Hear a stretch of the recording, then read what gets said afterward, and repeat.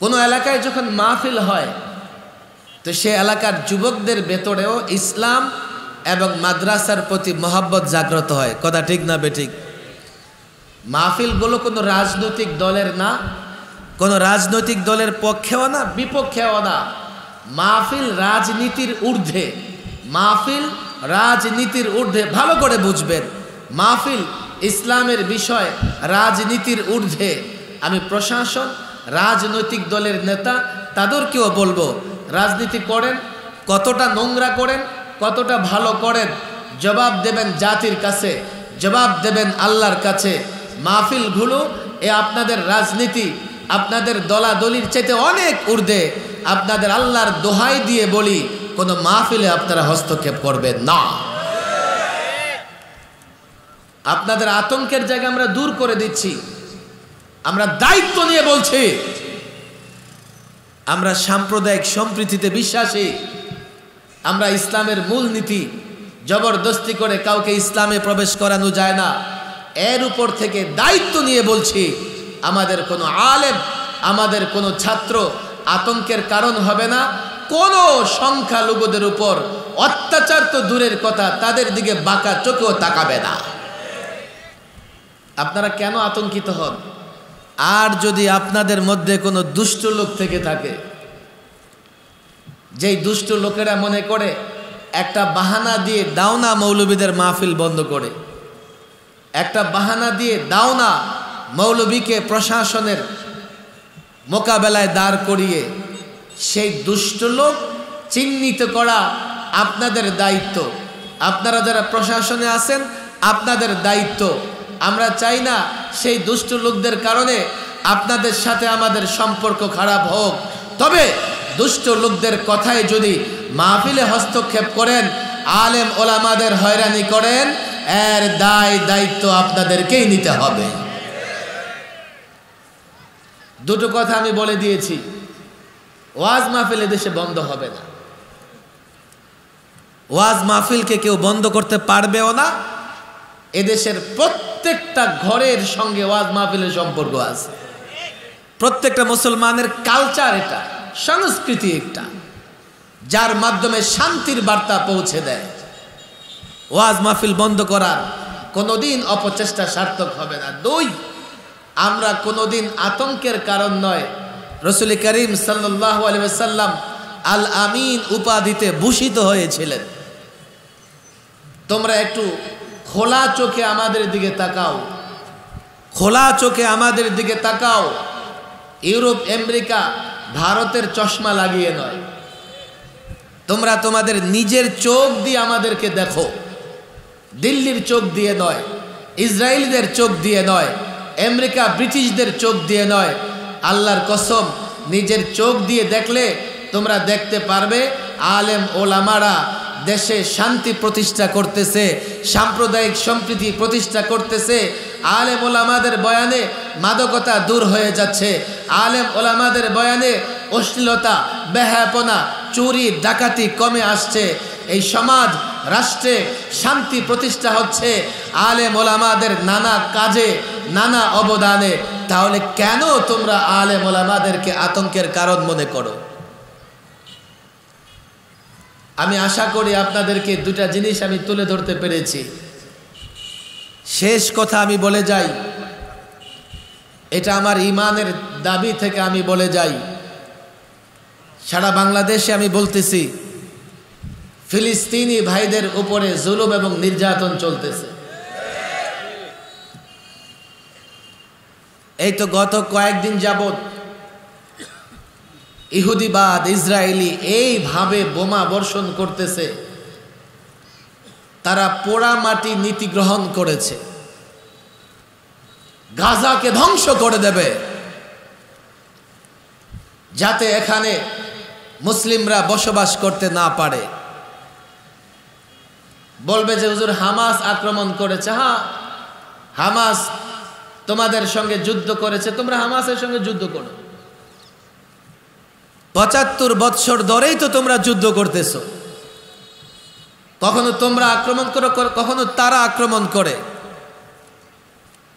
Geneva কনভেনশনের rules এবং regulation অনুযায়ী তোমরা যেসব নীতি করে রেখেছো, একটা জাতিসংঘ আছে কাফেরদের সঙ্গ,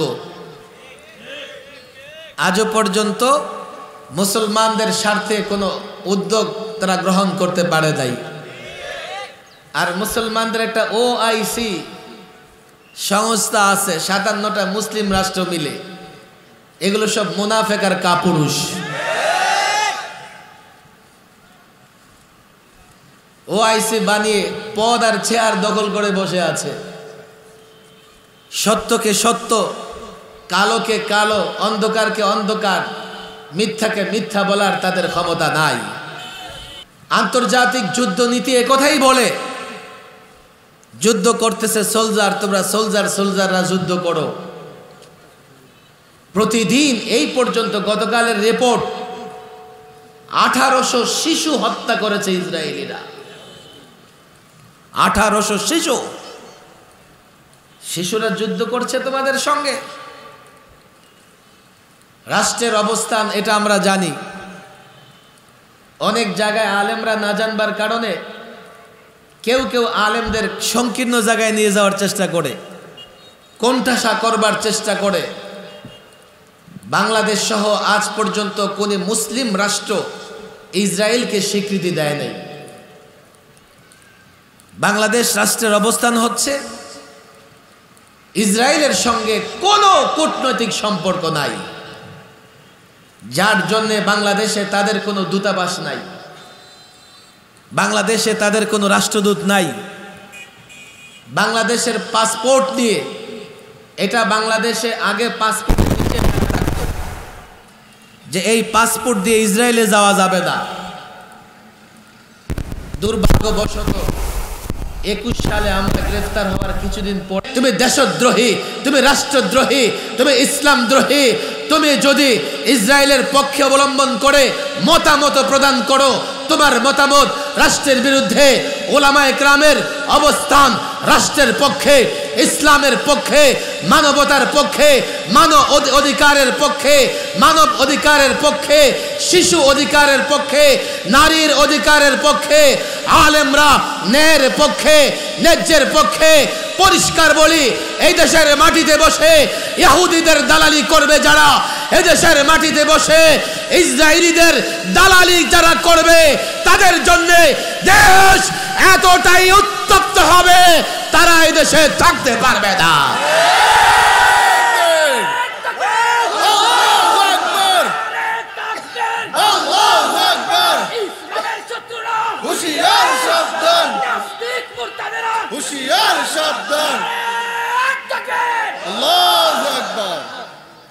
আমাদের অবস্থান আইনি ভাবেও আমরা সঠিক, তোমাদের যে প্রচলিত আইন, আর ইসলামের দিক থেকে আমরা তো মসজিদে আকসা হেফাজতের জন্যে দেহের সর্বশেষ রক্ত ফোঁটা পর্যন্ত কুরবানি করতে প্রস্তুত আছি ইনশাআল্লাহ।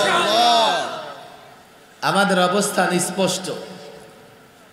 এই মসজিদে আকসার জন্যে আমরা আসলে এতটা দুর্বল, আমাদের খুব বেশি করণীয় নাই। আমরা বসে আছি এক প্রান্তে, আমরাও দুর্বল, রাষ্ট্রও দুর্বল।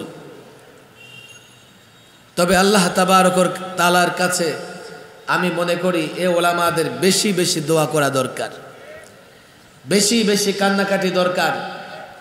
এই জমিন থেকে মসজিদ আকসা, গাজায় এ হামাস যদি ধ্বংস হয়ে যায়, তারা যদি লড়াই করা বন্ধ করে দেয়, কাল মসজিদে আকসা আর পুনরুদ্ধার করা সম্ভব হবে না। এইভাবে ইহুদিরা এই মসজিদটাকে অপবিত্র করবে, ইহুদিরা মসজিদকে দখল করবে। আমি যখন ভাবি, আমি দেওয়ানা হয়ে যাই, পাগল হয়ে যাই। গাজার মুসলিম ভাইয়েরা 75 বছর ধরে এই মসজিদে আকসাকে রক্ষা করে আসছে, আলেমরা, ছাত্র জনতা। আমি জানি না আপনারা এর গুরুত্ব বুঝেন কিনা, আপনারা এর ব্যথা অনুভব করেন কিনা। এই 75 বছরে আমি গিয়ে মসজিদ আকসার পাহারা দেই নাই, মসজিদ আকসার পাহারা দিয়েছে এই ফিলিস্তিনি গাজার অধিবাসীরা।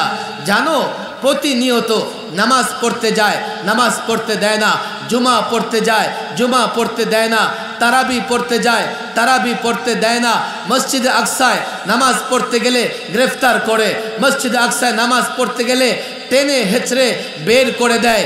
এরপরেও ৭৫ বৎসর ধরে এই গাজার অধিবাসী, গাজার মুসলমানেরা আল্লাহর ঘর, আমাদের প্রথম কেবলা, এই জমিনে প্রতিষ্ঠিত আল্লাহর দ্বিতীয় ঘর যেখানে কাবার ৪০ বৎসর পরেই আল্লাহ তাবারক ওয়া তাআলার কোনো এক বান্দা প্রতিষ্ঠা করেছেন আল্লাহর ঘর, আমাদের প্রথম কেবলা।